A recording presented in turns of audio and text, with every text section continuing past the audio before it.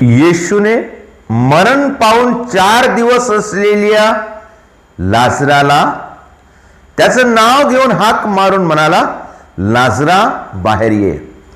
मरण पावलेला 4 दिवस कबरेत असलेला त्याचं शरीर सडलेला लाजर येशूच्या वाणीने तो जिवंत झाला.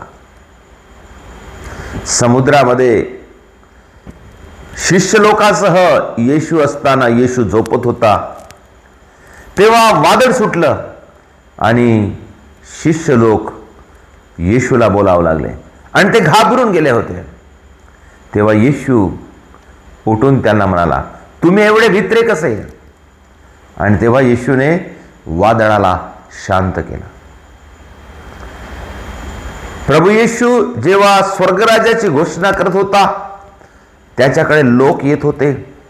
3 दिवस लोक त्यांच्या सोबत पर्वतावर त्याचं प्रवचन ऐकत होते आणि त्यावेळेस त्यांना जेवण देण्यासाठी त्यांच्याजवळ काहीच नव्हतं.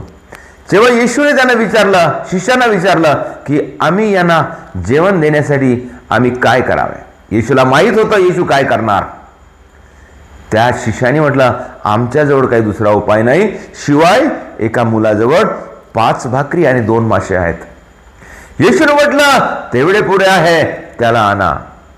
आणि जेव्हा ते 5 भाकरी आणि 2 माशा त्यांच्या समोर आणल्या, प्रभूने आभार मानले, देवाचे आभार मानले आणि ते वाटल्या.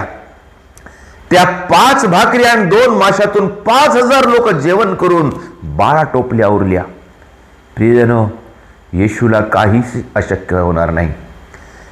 देवाचा शब्द आमच्या कानी पडला म्हणजे आम्हाला सर्व काही उपलब्ध होणार. ज्याप्रमाणे येशूने लाजराला जिवंत केले, त्याचप्रमाणे आमच्या जीवनामध्ये पुष्कळशा गोष्टी आमच्या जीवनामध्ये मरण पावलेल्या आहेत. आमचे गुण, आमची चांगली बुद्धी मरण पावलेली आहे. येशू त्याला जिवंत करण्यासाठी सक्रिय आहे.